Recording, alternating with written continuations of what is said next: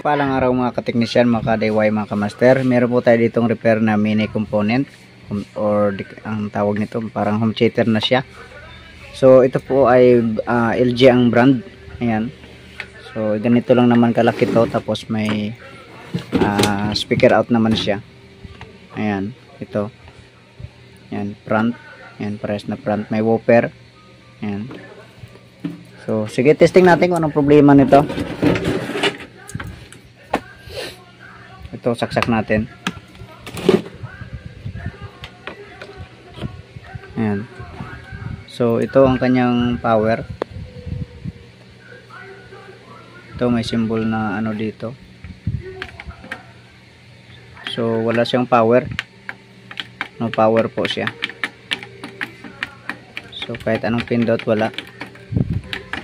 So sige, samahan niyo ako, buksan po natin ito, ayusin po natin. Okay, ito na po, nabuksan na natin. So ito ang kanyang power supply. Ito ang kanyang main amp, kasama na yung main board dito, yung mga system niya. So ito, may napansin tayo dito. Ang kanyang kanyang fuse ay putok, oh. Bloated na. Yan, putok na. So malamang ay primary ang problema nito. Okay, sige, tanggalin muna natin ito. Ito, natanggal na natin ang board, ang power supply. So ito, may napansin tayo dito na parang nakadaan na ng tanggal ng sealant dito. So nakadaan na yata ito ng repair, nabuksan na. So check natin ang ang power supply, ang filter capacitor dito kung may laman pa, ang 2 piraso. Check natin yan.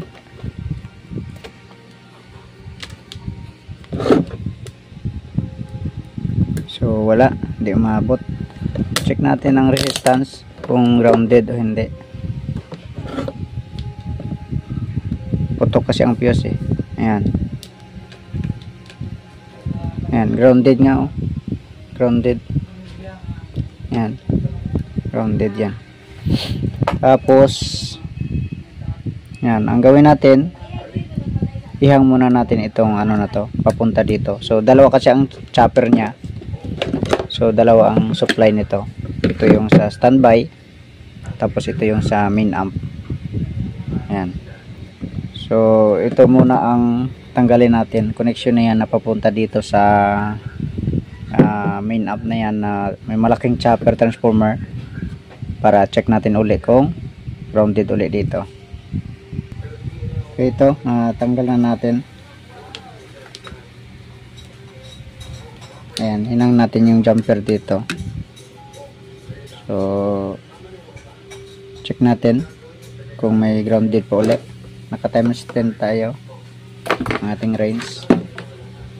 Ayan, so check natin. Ayan, nawala na yung grounded. Nawala na, oh.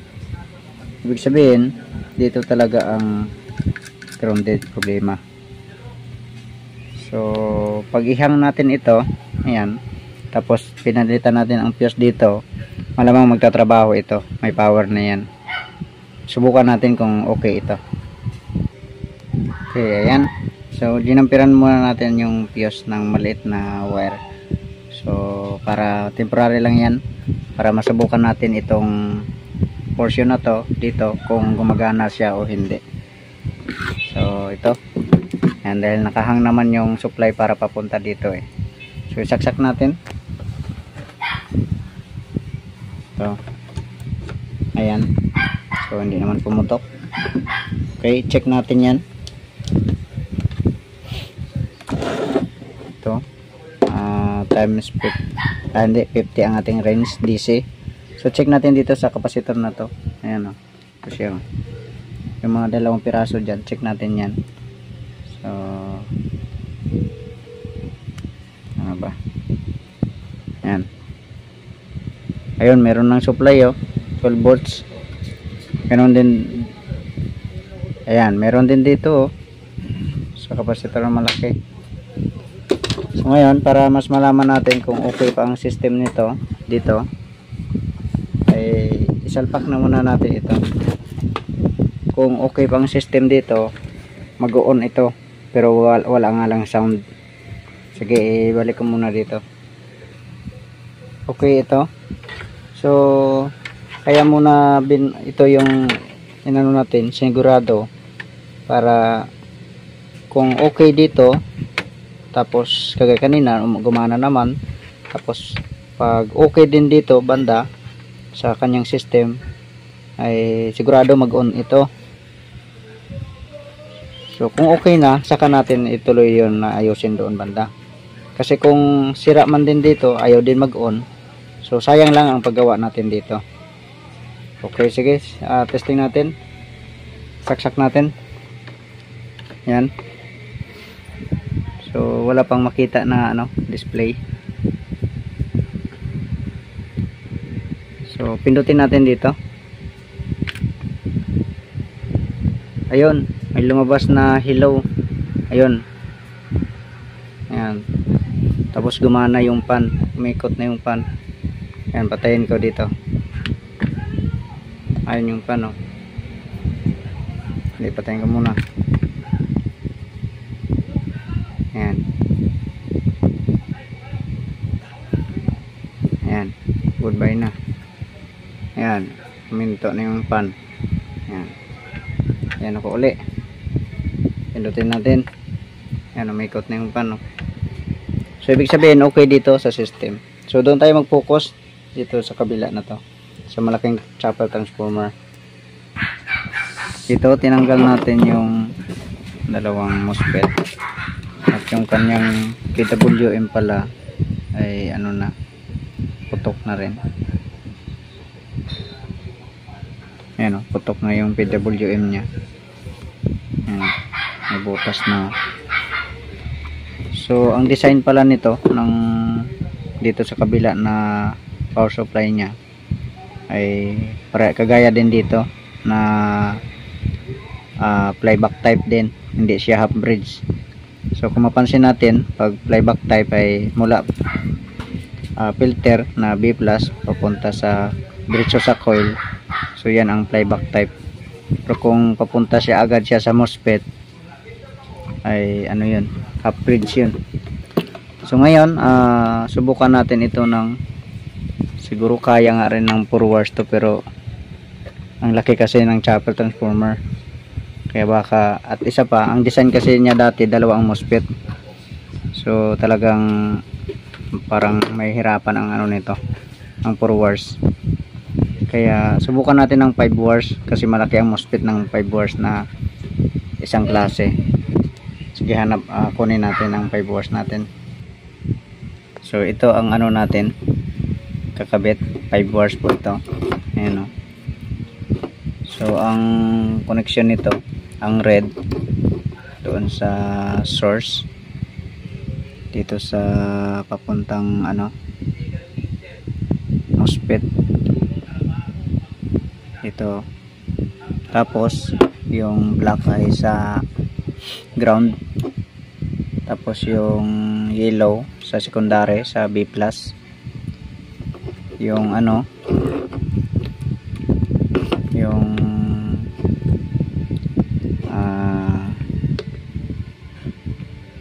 blue sa negative, sa ground doon sa secondary. Tapos yung gray ay doon sa dito sa itong gray na to, dito sa feedback pabalik. Pag mag-on ang system, may karoon ng 18 volts dito. So tamang tama ito. Okay, sige. Ikabit natin dito. Ito, nakabit na natin yung 5 wires. Ayan. So dinikit na agad natin dito sa heatsink. So ang connection nito, itong pula, ayan, ulitin ko, ayun, pasok doon sa source. Ayan. Ito, pasok siya dito, papunta yan dito sa coil. So galing supply B+ dito, punta dito, tapos ang out, yan, diretso yan sa source ng MOSFET. Ngayon ang naman, ang black ito, So papunta yan sa ground. Yan, ito. Yan, may resistor na fusible. Tapos dito siya, yung black. Tapos tawid dito, may resistor na fusible. Tapos punta dito. Yan. Tapos yung ano naman, yung blue, ayan, dito sa secondary. Yan. Ito sa ground secondary. Tapos yung yellow dito sa positive ng capacitor. Bale, ito lang naman yan, no. Yan. Yan. Tapos diode na ito. Yan. So, ito yung capacitor niya ay nasa 63 volts. 63 volts ang capacitor.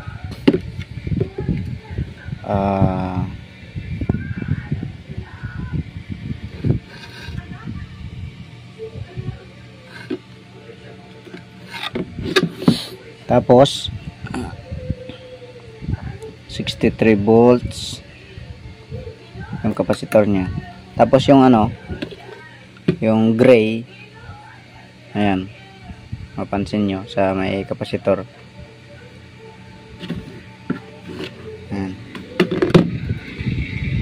ito siya. Ayan, so tagos dito. Ayan, ito siya. So yung linya na yan papunta dito. Ayan, ito. Ayan, tawid dito sa kabila. So bali yung 12 volts, so supplyan niya doon yung main board. Tapos pag on mo dito sa harap sa button switch, babalik dito yung 3 volts. Tapos magkakaroon ng supply dito na 18 volts. Ayan. So ang pagkakaalam ko lang sa ano na to, parang hanggang 24 volts lang. Ito ang kanyang ano, manual. Hanggang 24 volts nga lang, mababa pala ito. Okay, sige, subukan lang muna natin ng ganyan na kataas ang voltahe. So paano pa ba mapataas to? Mahirap nang ipataas yun eh. Kasi nasa 63 volts ang ano eh, ang filter sa secondary. Ayan o, 63 volts to. Kaya dapat ang mga ano nito, maximum nito ay ano, 50 to 45 to 50 ang supply dapat nito, kasi mataas ang voltahe. So subukan lang muna natin itong ano, module na to. Kung hindi pa rin, kung hindi kaya, palitan natin ng ibang module. Okay, salpak natin doon dito sa kanyang salpak na natin, nakabit na natin ang kanyang board. So dito na natin malaman kung gumagana na ito. So sukatin natin mamaya dito ang kanyang voltahe. Okay, sige, saksak natin. Yan. Tapos pinutin natin dito. So pag umikot ang fan, tuloy-tuloy na yan. Yan, umikot na. So check natin ang voltahe niyan. Subukan natin, dito lang tayo mag-ground sa ano. Yan. Check natin dito kung ilan ang voltahe. Ayun, nasa 24 nga. 24 lang voltahe, oh. Pero i-connect natin sa Bluetooth. Ito may USB pala, subukan natin ang USB.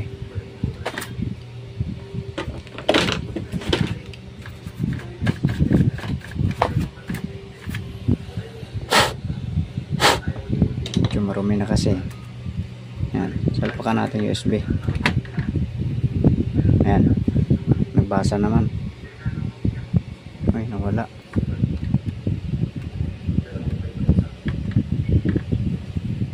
Ayan.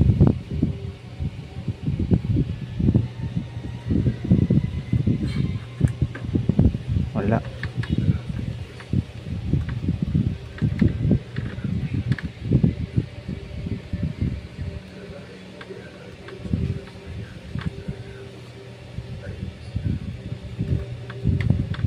Hindi niya mabasa.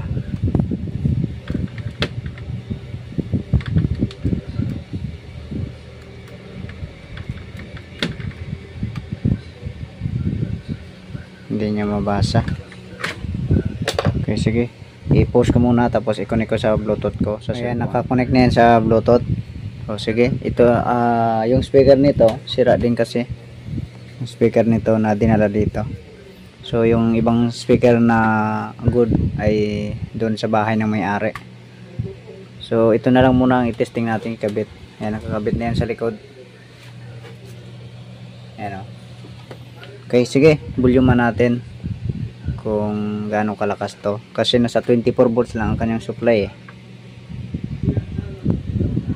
Ayan.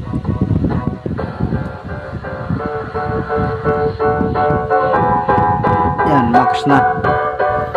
Bare 30 ang kanyang pinaka-max. 30 40 pala. 40 ang pinaka-max.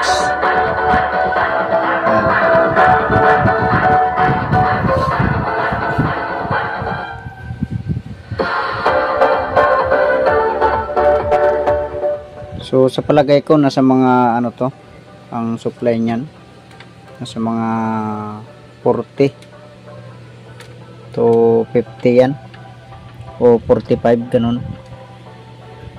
So wala kasing naka-indicate dito kung ano ilang volts, walang nakalagay kasi yung andito lang ay 12 volts lang yung andito eh. Dito pala sa baba sa kabila, tingnan natin.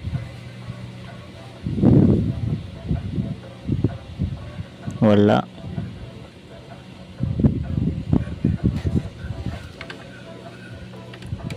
Walang naka-indicate eh kung ilang volts ang kailangang required dito. So sa filter lang talaga tayo makabase. So meron pa tayong isang idea na para tumaas ang voltahe nito. Subukan natin itong i-modify natin ang 5 wires na yan. Okay, sige. Ito yung ginawa natin, yung 5 wires ginawa natin 4 wires. So tinanggal natin yung blow. So kinuha natin yung photocoupler dito sa module tsaka 431 nya kasi yung dati niya dito ay may leak. So nilipat natin dito, tapos itong 431 ay kinuha natin dito, pinlagay dito kasi kalawang din yung, okay pa naman yung dati pero kalawang ang paa. So nilagay natin dyan, tapos ang connection natin ay ito lang naman yung binago natin. Kinabit natin dito. Ayan, yung optocoupler dito kinabit natin. Ayan. Tapos yung supply ng optocoupler ay dito tayo kumuha sa module. Ayan. So kung paano yung connection niya dati dito, so doon din tayo nag-connect. Ayan o. Ito. So dyan din tayo nag-connect. Ito siya. Tapos yung isang paa, ito kasi direct man ito sa ground man yan. Kaya itong isang paa dito banda na tinanggalan dito sa primary ay naka-ground din yan. So hindi na kailangan naglagyan ng wire. So bali ang magtatrabaho na itong ano niya, itong nilagay natin dito, itong dating feedback niya dito magtatrabaho. Okay, sige, testing natin. Sige, kabit ko muna dito sa kaha. Ito. So i-testing na natin to. Naka ano na yan, naka auto bolt, naka ano pala, naka modify. Ayan. Okay, saksak natin. Ayan. Tapos tingnan natin yung pan kung ikot yan, ibig sabihin magano na. Ayan. Okay, ayusin ko muna. Nagkasagabal ang wire. Yan. Okay, ulit.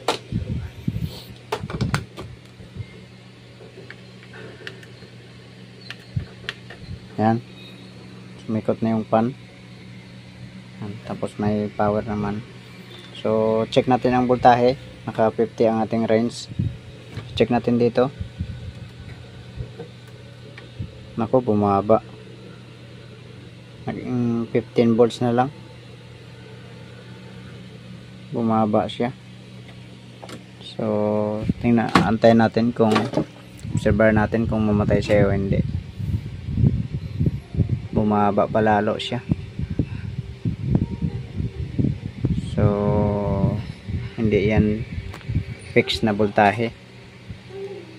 Kasi bumaba pa eh.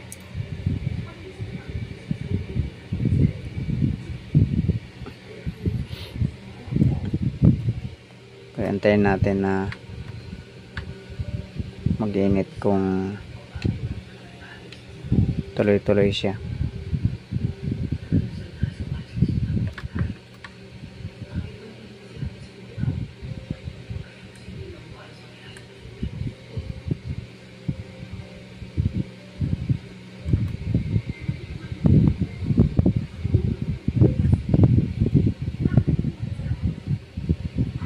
So hindi naman namatay, pero mababa na ang voltahe. Dito tayo mag-check sa, hindi kasi naka-ground dun eh. Hindi kasi naka-screw yung board.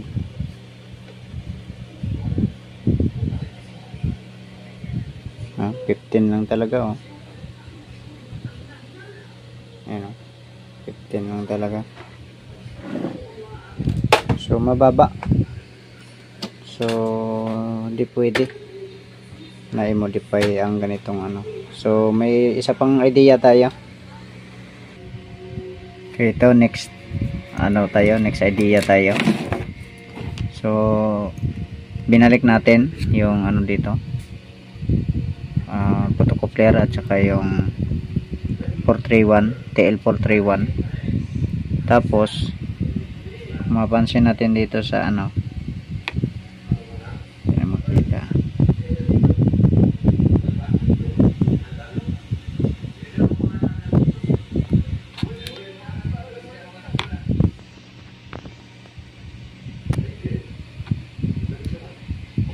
yan, mapansin natin dito sa ano na to, kulay dilaw. Ito yung kulay dilaw, itong wire na to. Tapos ito may resistor, tapos ito fusible papunta dito sa photocoupler. Yung isa naman, so resistor din, tapos may fusible siya dito. Ayan o, yung tinanggal ko. Tapos pupunta siya dito sa gitna ng paa ng TL431 na may resistor din na naka series. Tapos yung isang koneksyon ay diretso sa emitter, pangatlong paa ng TL431.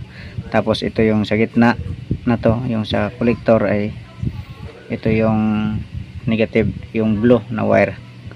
So tinanggal ko yung fusible dito, tapos nag-connect tayo ng trimmer para pwede nating i-adjust ito, pwede nating taasan. So ito uli na dilaw, kabit natin doon sa positive sa secondary dito, tapos yung blue ay dito sa ground sa secondary. Yan ang bagong ano natin, idea. So sana ay obra ito. Okay, sige, balik ko muna dito, ay assemble ko na. Okay, ito na, nakakabit na natin. Yan, so adjust natin yan mamaya.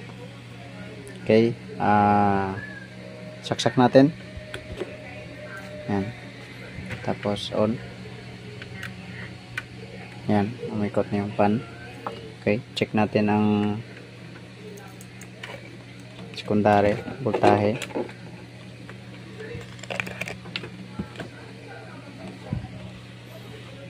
So ayan, naka ground naman tayo. So tayo mag check. Ayan. So 24 volts siya. So hindi ko nga lang ma-adjust na ano. Mahirap eh. Ayan. Biglang dumikit yung ano, yung test prod natin, no? Dumikit dito sa heatsink. So buti hindi nasira. Ayan. So 24 volts pa naman ulit, oh. Okay, sige. I-adjust ko lang, taas-taasan ko, tapos videohan ko ulit na natin sa Bluetooth. So ito pa ring speaker ang gamitin natin. Ayan. Okay, volume natin. Ayan.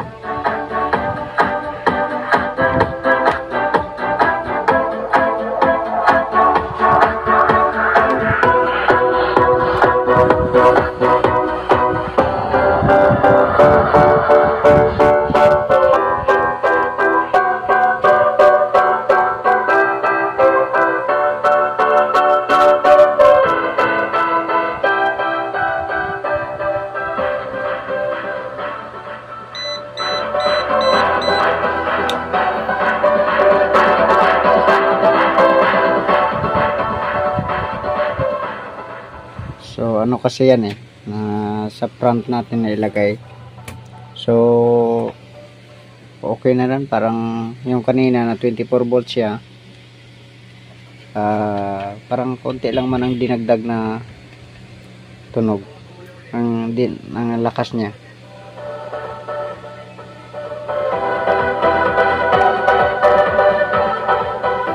Okay, so at least ay napagana natin.